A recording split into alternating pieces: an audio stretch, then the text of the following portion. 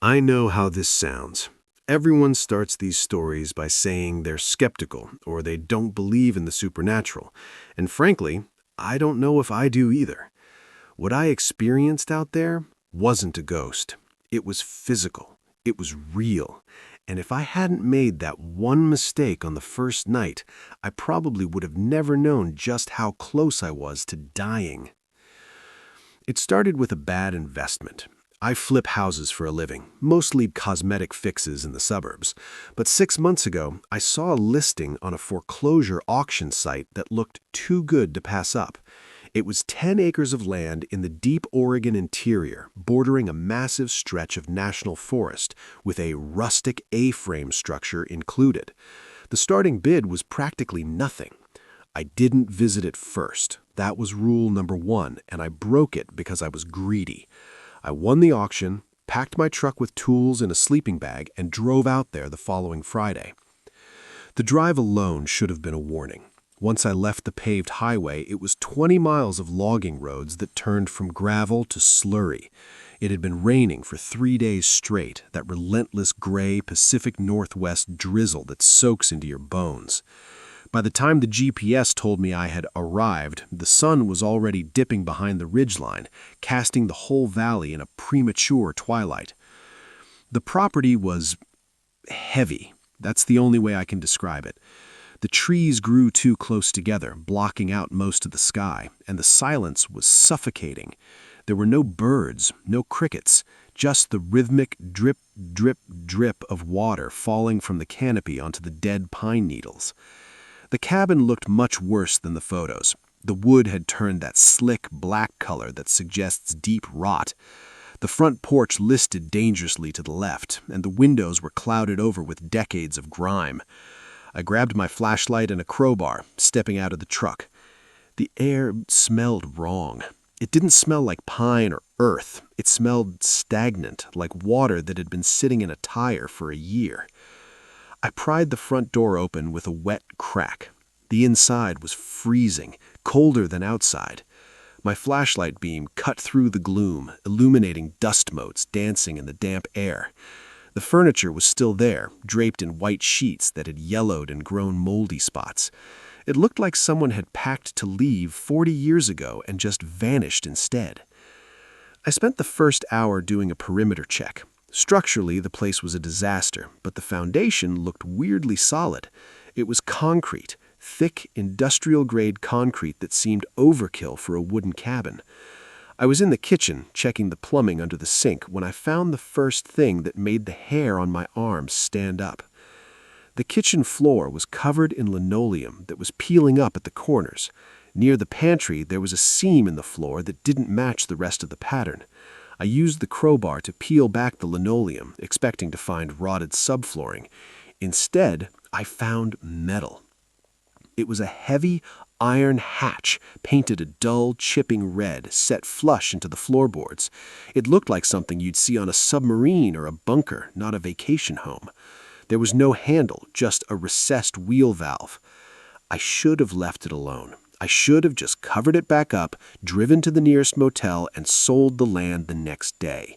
But curiosity is a dangerous thing. I gripped the cold iron wheel. It resisted at first, rusted shut, but with a hard shove, it groaned and turned.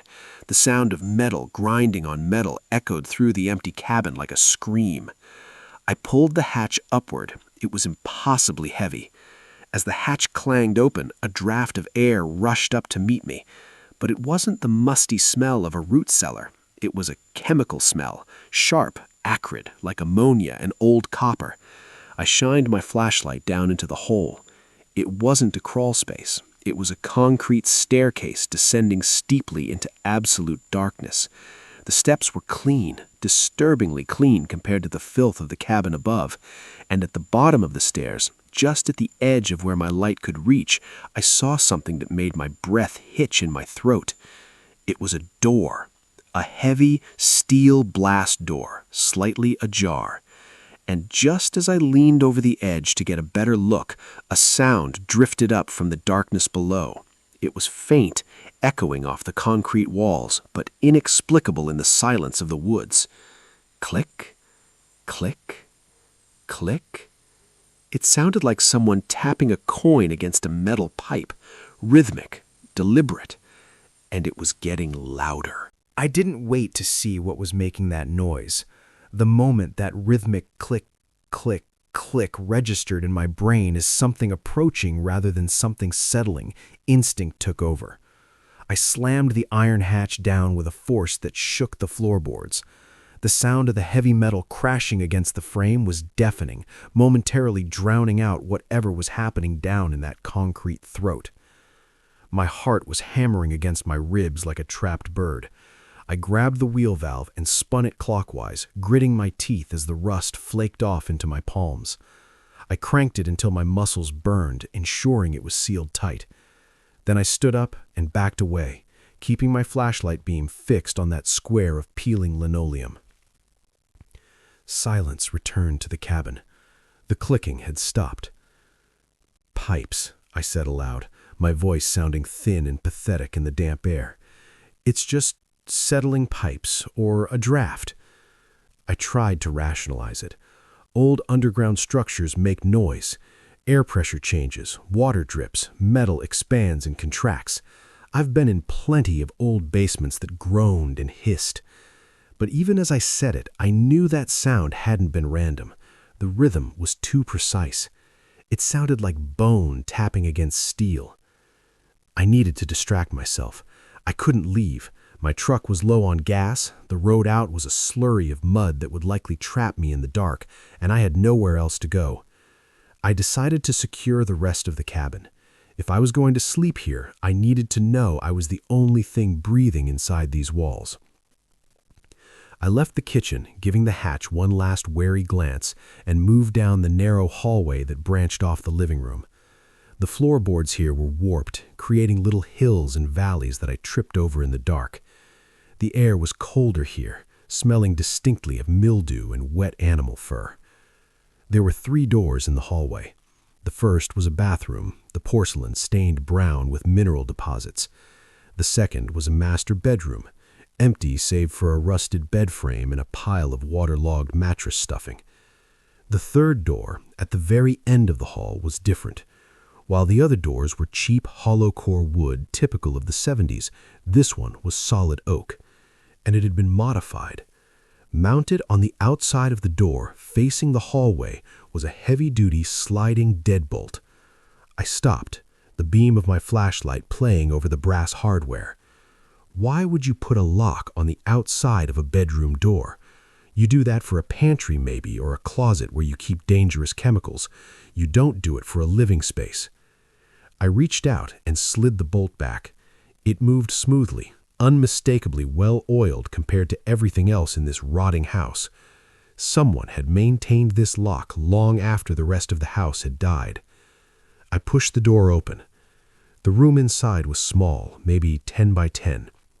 The window had been boarded up, not with plywood, but with a sheet of galvanized steel screwed directly into the frame. But what made my stomach turn wasn't the window. It was the walls. The wallpaper, a cheerful, faded floral pattern, was shredded. Deep, gouged lines ran horizontally across the plaster at about waist height. I walked closer, running a gloved finger over the marks. They dug deep into the drywall, exposing the lath underneath. There were hundreds of them, desperate, frantic scratches. And in the corner of the room, curled up in a pile of what looked like shredded insulation, was a sleeping bag. It wasn't 40 years old. It was a modern, bright blue synthetic bag, relatively clean. Next to it sat a plastic water bottle, half full, at a jagged rock the size of a grapefruit. Someone had been staying here, recently, and they were locked in. A sudden thump from the other end of the house made me jump, spinning around to face the dark hallway. It came from the kitchen. I froze, straining my ears. The silence stretched out, heavy and oppressive. Then I heard it again, a low, grinding squeal. It was the sound of metal turning on metal. I didn't want to move. Every survival instinct I had screamed at me to lock myself in this scratched-up room and wait for morning. But I had the crowbar. I was a grown man, and I wasn't going to be chased out of my own property by a noise. I walked back down the hallway, moving as quietly as I could, raising the crowbar like a club. I reached the archway leading to the kitchen and swung my flashlight beam toward the floor. The hatch was still closed. I let out a breath I didn't know I was holding. My nerves were shot. I was hearing things.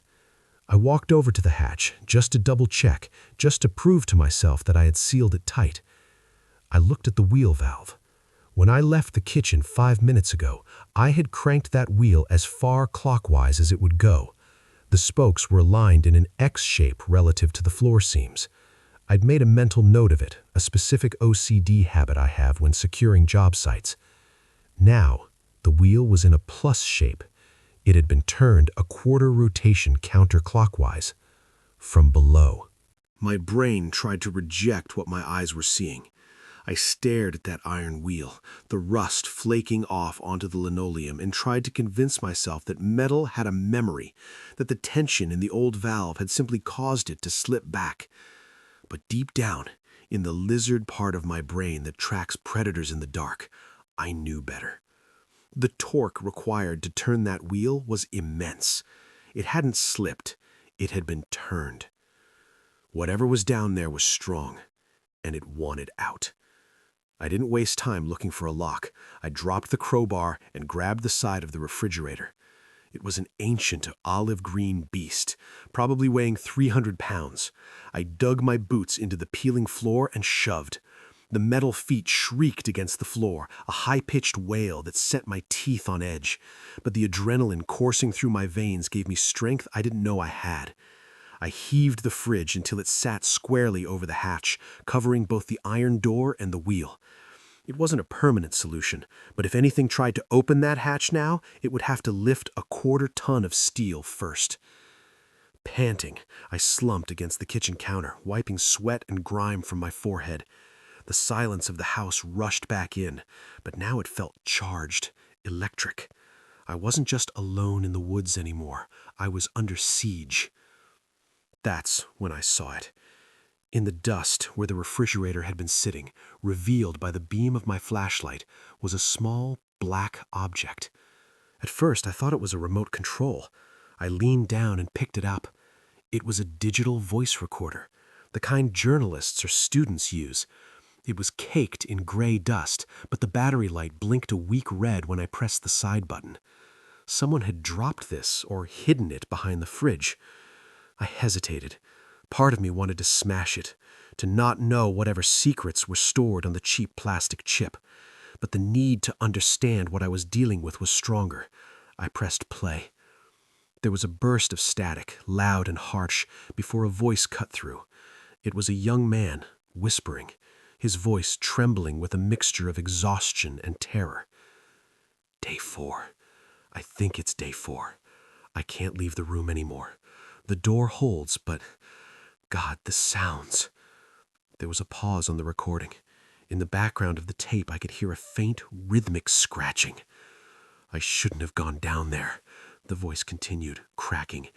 The ventilation system, it connects to everything, miles of it.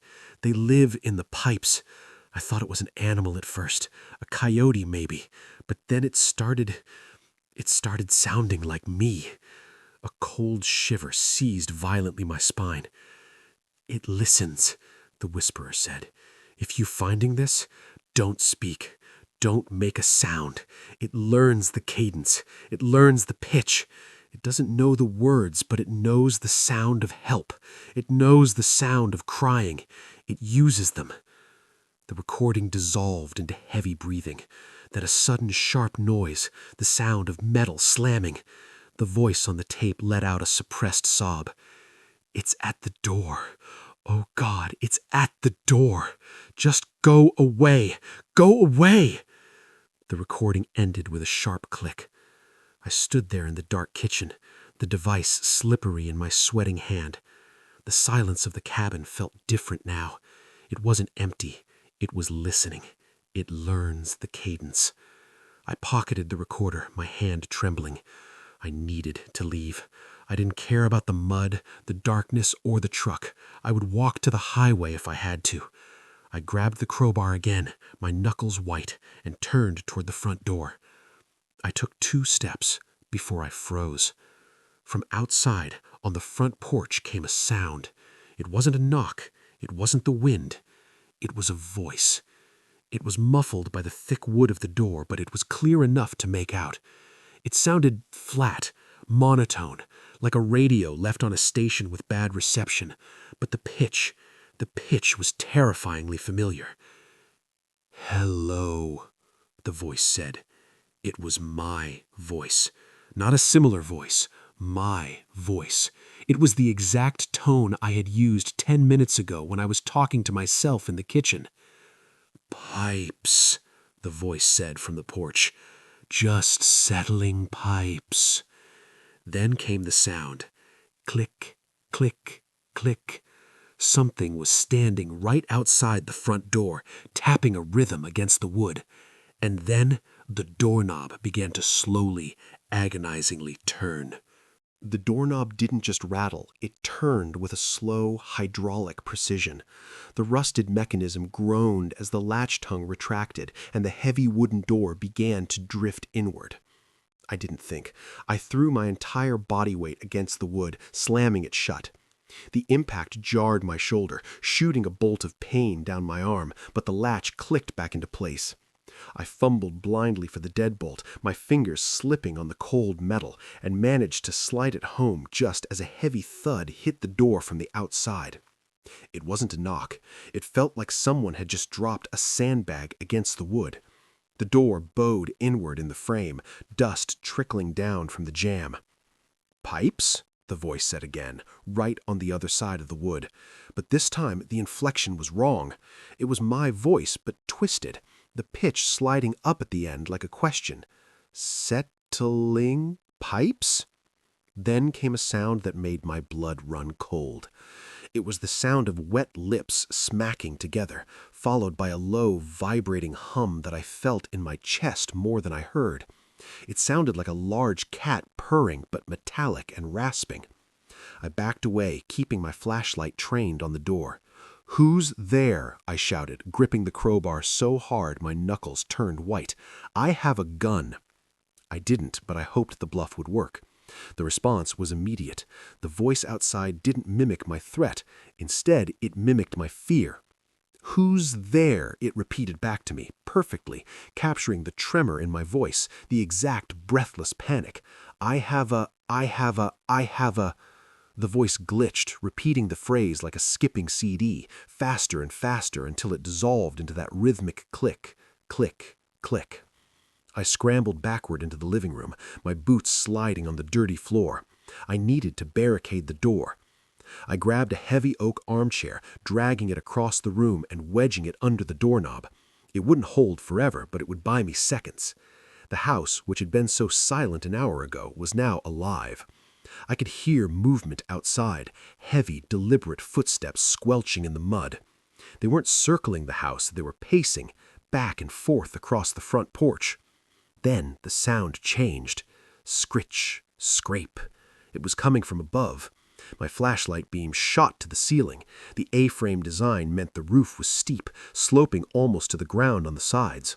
Something was climbing the exterior wall, digging claws or tools into the rotting siding. The sound moved directly over my head, heavy and slow, towards the peak of the roof. I was trapped. The front door was compromised. The back of the cabin, where the kitchen was, had the hatch. I was pinned between something trying to get in from above and something trying to get up from below. I needed a defensible position, the hallway, the room with the lock on the outside. I sprinted down the narrow corridor, the floorboards groaning under my boots. I reached the room at the end, the one with the shredded wallpaper and the sleeping bag, and threw myself inside. I grabbed the heavy sliding bolt on the hallway side, but then I froze. The bolt was on the outside. If I went in and shut the door, I couldn't lock it. I would just be trapping myself in a box with no way to keep them out. Hiss, I hissed to myself, sweat stinging my eyes. Think.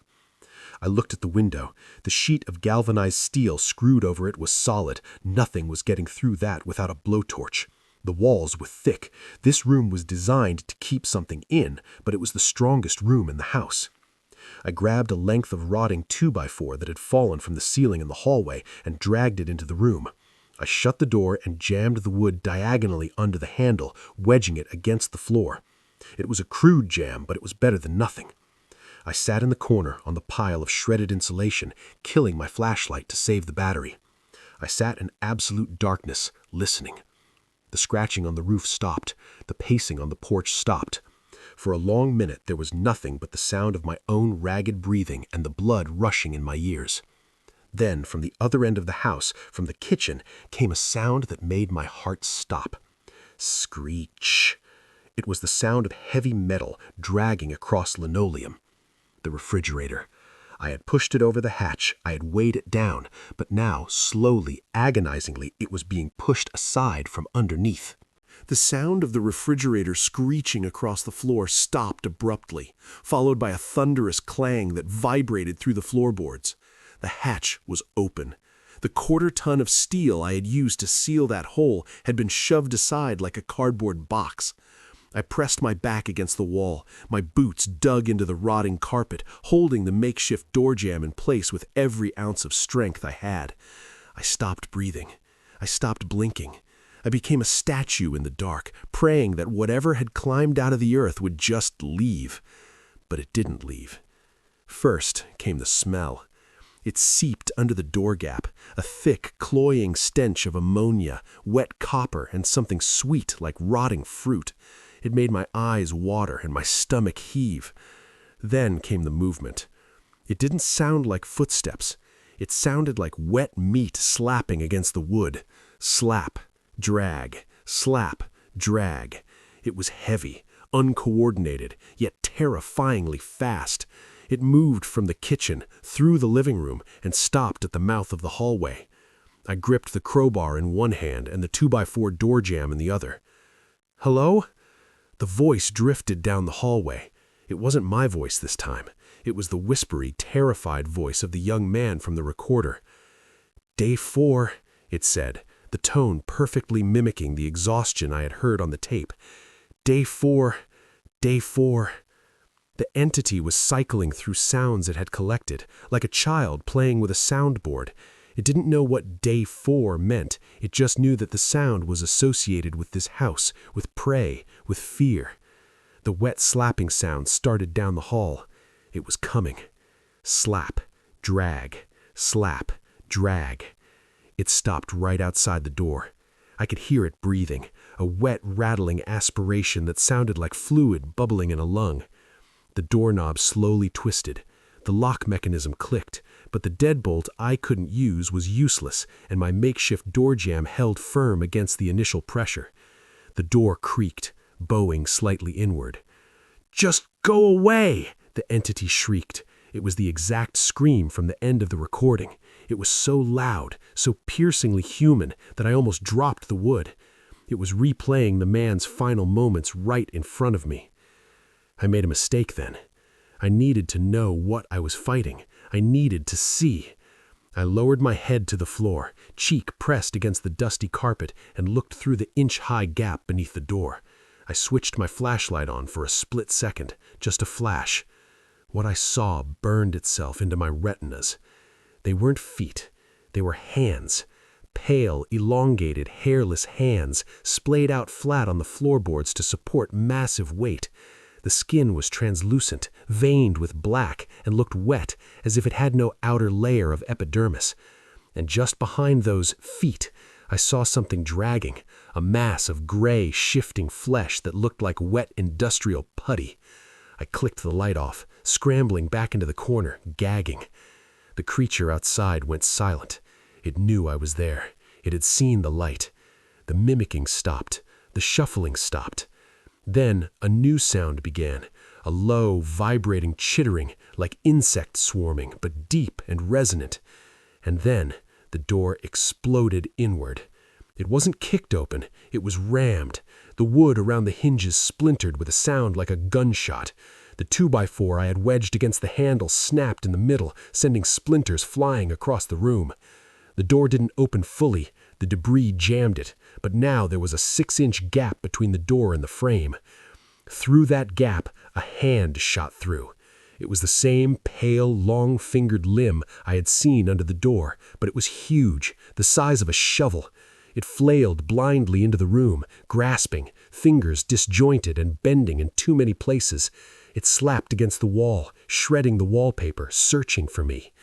I screamed, a raw, primal sound, and swung the crowbar with everything I had. I connected. The steel bar smashed into the pale fingers with a sickening crunch of breaking bone. The creature didn't scream. It didn't recoil in pain. It just retracted the limb instantly with mechanical speed. Silence fell again, but it wasn't a victory. From the hallway, the wet, rattling breathing changed. It became faster, excited. And then the wall next to the door began to buckle. It wasn't going to use the door anymore. It was coming through the drywall. The drywall didn't crumble. It burst. A massive, pale shoulder, or what passed for a shoulder, slammed through the plaster and lath next to the doorframe. Dust plumed into the room, choking me, mixing with that vile stench of ammonia and old blood. Through the jagged hole, I saw the creature's flesh rippling. It wasn't solid muscle. It shifted and rolled under the translucent skin like a bag of snakes, reknitting itself to fit through the tight space. I couldn't stay here. The room that I thought was a fortress had become a coffin. I spun around to the window. The sheet of galvanized steel screwed into the frame was impenetrable, but in my panic I remembered the state of the cabin's exterior. The wood was black with rot. I jammed the hooked end of the crowbar between the steel sheet and the wooden sill. I wasn't trying to pry the metal off. I was trying to rip the entire frame out of the wall. Behind me, the sound of tearing wood grew louder. "Help me," the creature whispered. It was a new voice, a woman's voice, soft, maternal, and terrifyingly out of place. "Honey, just help me." I screamed a curse and threw my entire weight onto the crowbar. The rotten wood of the sill gave way with a wet squelch. The bottom of the window frame disintegrated, spraying damp splinters. I repositioned the bar to the side, driving it deep into the soft jamb, and heaved. The entire window unit, glass, steel covering, and frame, groaned and tilted outward. I didn't look back at the door. I could hear the wet slapping of the creature squeezing through the hole in the wall, the click, click, click of its anticipation. I kicked the window unit, once, twice. On the third kick, it tore free from the siding and fell away into the darkness, crashing into the bushes below. Cold wind and rain lashed my face. Freedom. I scrambled up onto the sill. It was a 12-foot drop to the ground. I didn't hesitate. I launched myself into the night. I hit the ground hard. My feet sank into the deep mud, and my momentum threw me forward. I slammed my shoulder against a tree stump, the impact knocking the wind out of me. I rolled onto my back, gasping, rain instantly soaking my clothes, turning the dirt on my face to slurry. I scrambled to my feet, ignoring the throbbing in my shoulder, and looked up at the window I had just jumped from. Something was already pouring out of it. That's the only word for it, pouring.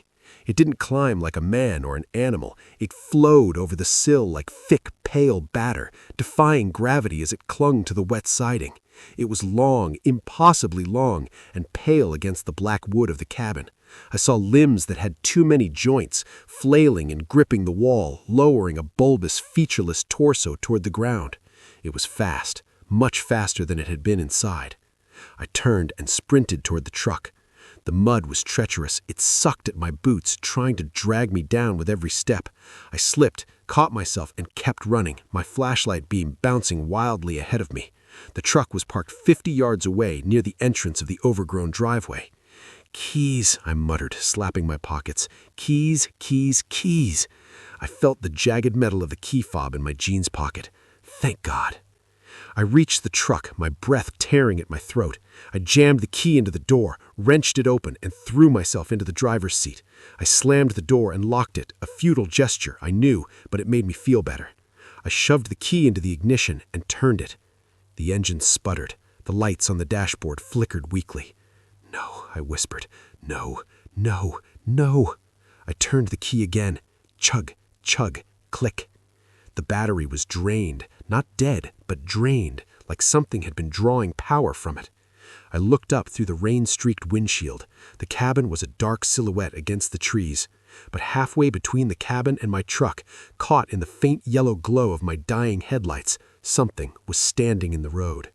It had dropped from the wall. It was standing upright now, on two legs that looked like they were bending backward. It was tall, maybe 7 feet, with long, pale arms that dragged in the mud. It didn't have a face. Where a face should have been, there was just smooth, pale skin vibrating rapidly. And then, through the glass of the truck, I heard it, my own voice booming from that faceless head, amplified and distorted. "I have a gun," it shouted. Then it dropped to all fours and charged. The impact felt like a car crash. The creature slammed into the front of my truck with such force that the airbag sensor must have tripped, but the bag didn't deploy, probably dead wiring. The entire vehicle lurched backward in the mud, the suspension groaning in protest. I was thrown forward, my chest hitting the steering wheel hard. I gasped for air, my vision swimming, but the horror in front of me snapped everything into sharp focus. The creature was sprawled across the hood of the truck. Up close, illuminated by the dying yellow haze of the headlights and the strobe light effect of the lightning overhead, it was an abomination of biology. The pale skin was translucent, slick with rain and slime. I could see dark fluids pumping through thick, ropey veins beneath the surface. It had no eyes, no nose, just a smooth, wet dome of a head that tapered into a jaw unhinged like a snake's. And it was vibrating. The entire mass of flesh was shivering violently. "I have a gun," it screamed again, the sound emanating from its throat without its mouth moving. It was my voice, perfectly recorded, but amplified to a deafening volume. Then it raised one of those shovel-sized hands and brought it down on the windshield. Crack! The safety glass spiderwebbed instantly, a white starburst obscuring my view of the monster. I screamed and scrambled backward, pressing myself against the seat. Crack! A second blow. Shards of glass sprayed into the cab, dusting my lap. A pale finger, long and jointless, poked through the hole, wiggling blindly, searching for meat. I couldn't stay here. The truck was a metal coffin. If it got inside, in this confined space, I was dead. There was no maneuvering, no fighting. I looked at the passenger door. It was unlocked. The creature was focused on the driver's side, hammering at the glass in a frenzy. I grabbed the flashlight and the crowbar, took a breath that tasted of copper and panic, and lunged across the center console. I threw the passenger door open and tumbled out into the mud. I didn't look back. I didn't close the door. I just ran. I sprinted blindly into the forest, away from the cabin, away from the truck, away from the road. The woods were a nightmare of obstacles. Low-hanging branches whipped my face, tearing at my skin. Hidden roots snagged my boots, sending me sprawling into the slush, but I scrambled up on all fours and kept moving. Behind me, the sounds of destruction ceased. Then, a new sound cut through the roar of the rain. Keys, keys, keys. It was a chant, a taunt, and it was moving. I didn't turn my flashlight on. I knew that light was a beacon. I ran in near total darkness, guided only by the gray ambient light of the storm filtering through the canopy. My lungs burned. My legs felt like lead. I had no idea where I was going. I was just putting distance between myself and the road. The terrain began to slope upward, the trees thinning out slightly as the ground became rockier. I scrambled up a steep embankment, my fingernails digging into the wet moss, and rolled over the top. I found myself in a clearing. But it wasn't natural. In the center of the clearing, rising out of the ferns like a tombstone, was a concrete structure. It was a massive ventilation tower, maybe 20 feet high, shaped like a hexagon. It was covered in moss and graffiti, surrounded by a chain-link fence that had long since been trampled flat. This was part of the system, the ventilation the man on the tape had mentioned. I was standing directly on top of the underground complex. I collapsed against the cold base of the tower, trying to stifle my gasping breaths. I listened. For a moment, there was only the rain. Then, from the darkness of the woods I had just emerged from, I saw movement. A pale shape detached itself from the trunk of a massive Douglas fir, then another shape to the left, then a third to the right. There wasn't just one. The man on the tape had said, "They live in the pipes." They, plural. 3 of the entities were moving into the clearing. They weren't rushing now. They were stalking. They moved on all fours, their pale bodies low to the ground, circling the concrete tower like wolves cornering a wounded deer. I was trapped against the structure. I had nowhere to run. The woods were full of them. Desperate, I looked at the tower itself. About 6 feet up, there was a maintenance hatch. The metal was rusted, but the padlock hanging from it was broken, hanging open by a thread. If I could get inside, I could barricade the door. It was suicide, going into their home, but staying out here was certain death. I jammed the crowbar into my belt and jumped, grabbing the rusted rungs of the maintenance ladder. I hauled myself up, metal groaning under my weight. Below me, the entities hissed like steam escaping a valve and surged forward. I reached the hatch, ripped the broken padlock off, and yanked the handle. It was stiff, but adrenaline gave me the strength to wrench it open. I threw myself into the dark, hollow belly of the tower just as a cold, wet hand brushed the heel of my boot. I kicked out wildly, connecting with soft flesh, and slammed the heavy steel door shut, spinning the inner locking wheel until it jammed. I was safe from the outside. But as I turned on my flashlight, illuminating the rusted interior of the shaft, I realized my mistake. The floor of the tower was a metal grate, and coming up through the grate, rising from the deep, dark throat of the earth below, was a warm updraft of air. And with the air came a sound. Thousands of them. Click, click, click. It sounded like a standing ovation in a tomb. I shined my flashlight through the heavy iron grate I was standing on, and my mind simply refused to process the scale of what I saw. The shaft didn't go down 10 feet or 20 feet. It dropped into a seemingly bottomless abyss, a concrete throat that widened as it descended into the earth. And the walls of that throat were moving. Hundreds of them, maybe thousands. The beam of my light caught the wet sheen of pale skin, writhing and undulating like maggots in a wound. They were climbing the walls, climbing over each other, a rising tide of translucent flesh. The click, click, click was the sound of their claws finding purchase on the concrete, magnified by the acoustics of the shaft into a deafening roar. They had sensed the vibration of the hatch closing. They knew fresh meat had entered the silo. Above me, the huge industrial fans were still, rusted into place. Below me, the horde was rising. Behind me, the 3 entities from the woods were throwing themselves against the steel door, the metal buckling with each impact. I was trapped in a chimney, and the fire was coming up. I swept the flashlight beam frantically around the small platform I stood on. It was a maintenance landing, a metal grill semicircle bolted to the wall. To my left, a rusted ladder led up toward the fan blades, but that was a dead end. The mesh protecting the blades was welded shut. To my right, however, was a square panel set into the concrete wall. It was labeled in fading yellow stencil, Auxiliary Intake, Sector 4. It was small, maybe 2 feet by 2 feet, barely enough for a grown man to squeeze through. I didn't have a screwdriver. I jammed the flat end of the crowbar behind the panel's lip and heaved. The rusted bolts shrieked, popping one by one like gunshots. The panel swung open on a single hinge, revealing a horizontal galvanized steel tunnel stretching into the dark. I didn't look down again. The smell of ammonia and rotting copper was becoming suffocating, burning my eyes. I threw the crowbar into the tunnel, then my flashlight, and then I forced my head and shoulders into the tight space. I kicked my legs, scraping my boots against the lip of the opening, dragging myself inch by agonizing inch into the duct. My hips caught on the frame.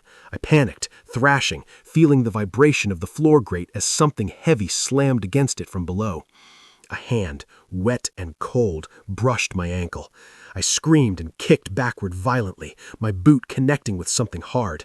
I heard a hiss, and then I surged forward, popping my hips through the opening and sliding into the tunnel. I grabbed the panel and yanked it shut behind me, though there was no way to lock it. I was in. The tunnel was cramped. The steel pressed against my shoulders and back. I had to crawl on my elbows and knees, dragging my body like a worm. The air here was stagnant, filled with dust that tasted of iron. I grabbed my flashlight and shined it ahead. The tunnel stretched on for about 30 feet before turning sharply to the left. Keep moving. Just keep moving. But as I crawled, the sound from the shaft behind me changed. The clicking faded, replaced by something far worse. The ventilation system acted like a gigantic speaking tube. The sounds from the nest below were being funneled directly into the pipe I was crawling through. It sounded like a radio tuned to hell. "Help me! No signal! Baby, where are you?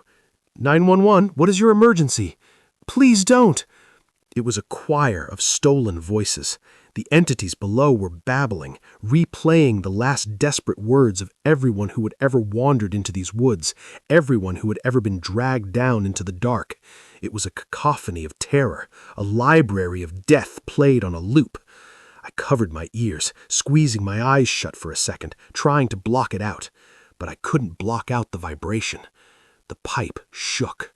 I wasn't alone in the ventilation system. I lowered the flashlight, pointing it ahead. The beam cut through the dust. At the far end of the tunnel, where it turned left, a shadow moved. It wasn't coming from behind me. It was waiting around the bend. I stopped dead. I held my breath, my heart hammering against the galvanized steel floor so hard I thought it would give away my position. "Come out," a voice whispered from around the corner. It was my father's voice, my father who had been dead for 10 years. "Come out, son. I have the keys." I bit my lips so hard I tasted blood. It knew. Somehow it dug into the deepest recesses of my memory, or maybe it just read the chemical signature of my grief. I couldn't go back. The horde was in the shaft. I couldn't go forward. The mimic was around the bend. I looked up. Above me, in the ceiling of the duct, was a small slotted vent. Through the slots, I could see a faint gray light. Moonlight, or a street light. It was an exit, but the slots were screwed in tight. I raised the crowbar, ready to smash the vent upward, knowing the noise would give me away instantly. I had one shot, one chance to break the vent and pull myself up before whatever was around the corner closed the distance. I took a breath. Then, from around the corner, a pale, faceless head slid into view. It didn't have eyes, but it turned directly towards me. "Found you," it said in my father's voice. I didn't think. I reacted with the raw, chaotic energy of a dying animal. As the pale, faceless thing scuttled toward me, moving with a horrifying, spider-like speed in the cramped tunnel, I swung the crowbar upward. I didn't aim for the creature. I aimed for the vent above my head. Clang! The metal grate dented but didn't give. The creature was 10 feet away.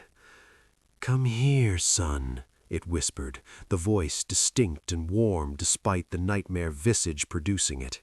"It's safe here." I screamed, a guttural roar of panic, and swung again. This time the rusted screws sheared off. The vent gave way, flying upward into the darkness of the room above. I dropped the crowbar. I didn't need it. I needed hands. I grabbed the jagged metal lip of the opening and hauled myself up. A wet, icy hand clamped around my left ankle. The grip was crushing.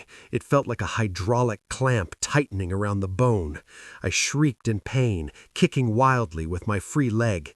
I connected with something soft, the creature's face, but it didn't let go. It began to pull.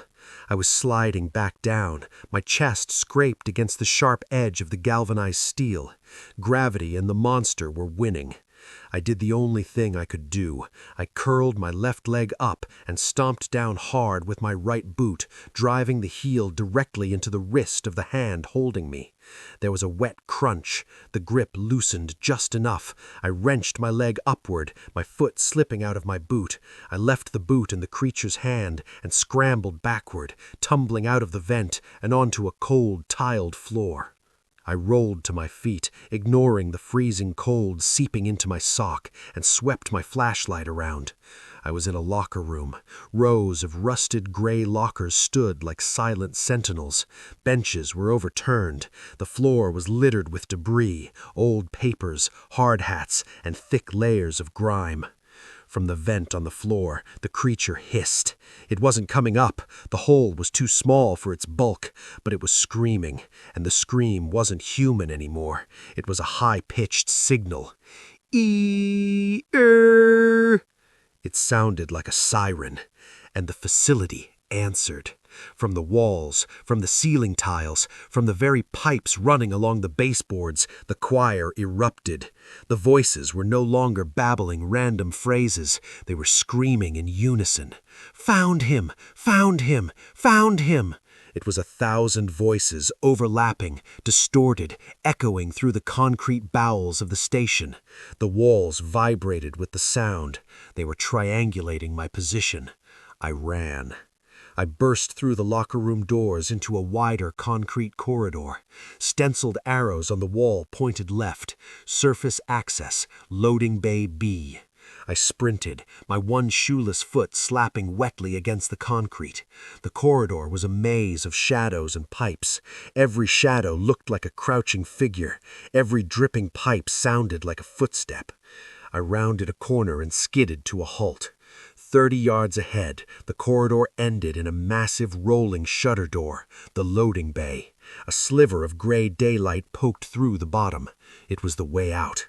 But standing between me and that light were 2 of them. They were hunched over, their long arms dragging on the ground, their pale heads twitching toward me as I appeared. They had been waiting. They knew where the vent led. They knew where I would run. I spun around. Behind me, from the darkness of the corridor I had just run through, I heard the wet slap drag of the pursuers closing in. I was boxed in, front and back. I looked to my right. There was a heavy steel fire door, painted red, with a small reinforced glass window. I didn't know where it went, but it was the only path left. I threw myself at the door, slamming the push bar. It groaned but didn't open. Locked. The creatures at the loading bay let out that vibrating, chittering sound and charged. "Open!" I screamed, slamming my shoulder against the steel. "Open, damn you!" I raised the flashlight to smash the window, hoping to reach the latch on the other side, but my hand froze. Through the reinforced glass, in the beam of my light, I saw a face. It wasn't a monster. It was a skull. A human skull, still wearing a rotting yellow hard hat, slumped against the other side of the door. The skeletal hand was jammed into the push-bar mechanism. The door had been barricaded from the inside decades ago. Someone had died holding this door shut. The creatures were 20 feet away. I could smell the ammonia. I looked up. Above the door, running along the ceiling, was a thick bundle of conduit cables and pipes, and above those pipes, where the concrete ceiling had crumbled from water damage, was a narrow, jagged fissure leading up into the earth. Roots were dangling through it. It wasn't a door. It was a tear in the structure. I holstered the flashlight in my teeth and jumped, grabbing the conduit. It swayed dangerously, dust raining down into my eyes, but it held. I swung my legs up, scrambling like a frantic insect, just as the first creature slammed into the wall where I had been standing a second ago. I pulled myself into the fissure, clawing at wet dirt and sharp rocks. I squeezed through the crack, earth compressing my chest, tearing at my clothes. I emerged into a crawl space, the crawl space beneath the floorboards. I was back under the house. I could see light filtering through the floorboards above me. I was directly underneath the living room. But I wasn't safe. The crawl space was dirt, and the dirt was churning. Around me, the earth began to boil. Pale hands were erupting from the soil itself, digging their way up. They weren't just in the tunnels. They were in the ground. They were the ground. And directly above me, through the gaps in the floorboards, I saw the heavy tread of my own boots walking across the living room floor. "Honey, I'm home!" My voice boomed from the room above. The creature had already beaten me to the cabin. It was inside, and I was trapped underneath the floor it was standing on. The dirt beneath me was no longer solid. It was a writhing carpet of fingers.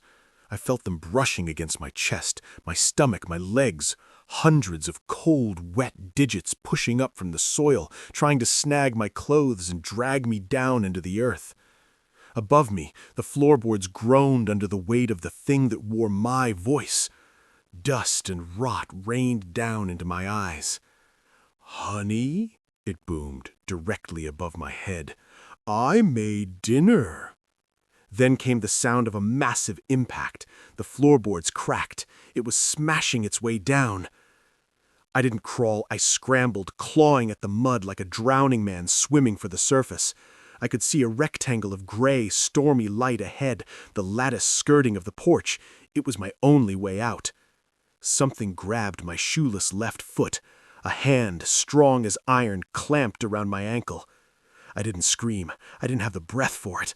I spun onto my back in the cramped darkness and kicked with my right boot, driving the heel into the mass of pale flesh rising from the dirt. I felt bones snap and the grip loosened. I rolled over and threw myself at the lattice. I hit the wood with my shoulder, shattering the rotten barrier. I tumbled out onto the wet grass, the rain hitting my face like a blessing. I scrambled to my feet, slipping in the mud. I didn't look back at the cabin. I didn't look at the hole I had just burst from. I just ran. I hit the logging road and sprinted. My left sock was shredded, my foot bleeding and numb from the cold, but terror is a potent anesthetic. I ran until my lungs burned like they were filled with acid. I ran until the black silhouette of the cabin disappeared behind the trees. But I wasn't alone. The forest on either side of the road was alive. Click, click, click. They were in the trees. I could hear the heavy branches swaying, the wet thud of bodies landing on the forest floor, pacing me. They weren't attacking. They were escorting me. From the darkness to my left, a voice drifted out. 911, what is your emergency? From the right, please, I have a family. They were broadcasting, a surround sound nightmare of every victim they had ever claimed. They were mocking my escape, letting me know that I wasn't leaving because I was fast. I was leaving because they were letting me run. For the sport. I ran for miles. The darkness began to lift, turning from pitch black to a bruised purple. Dawn was coming. I rounded a bend in the slurry road and saw lights. Real lights. A logging truck was idling near a gate, the driver out checking a tire. I didn't wave. I didn't call out. I collapsed. The last thing I remember before the blackness took me was the driver shouting, running toward me. And just as my consciousness faded, I heard one last sound from the tree line. It wasn't a click. It wasn't a scream. It was a laugh, a dry, monotone, mechanical laugh that sounded exactly like mine. I woke up in a hospital in Portland 3 days later. Exposure, exhaustion, and severe infection in my left foot. The police took a statement. I told them everything. I told them about the hatch, the tunnels, the voices. They looked at me with that pitying expression people save for the insane. They sent a deputy out to the property. He reported back that the cabin was collapsed, structurally unsound. He found the truck, smashed up, which he attributed to me crashing it while intoxicated. He found the hatch in the kitchen, but he said it was welded shut, rusted over for decades. He didn't find a recorder. He didn't find any bodies. He said the woods were quiet. I sold the land to the state for a loss. I moved to the city. I live in a 4th-floor apartment now. Concrete and steel, no crawl spaces, no basements. But I'm not free. Sometimes when I'm alone in my apartment, I hear it. I'll be washing dishes or reading, and I'll hear a faint tapping coming from the ventilation duct in the ceiling. Click, click, click. And sometimes, just as I'm drifting off to sleep, I hear my own voice coming from the vent, whispering words I haven't spoken yet. It knows where I am. It knows the cadence of my breathing. And I know, with absolute certainty, that one day the vent cover will unscrew and I'll see those pale, jointless fingers curling around the frame. Because the tunnels don't just stay in the woods. They go everywhere. And it's still hungry.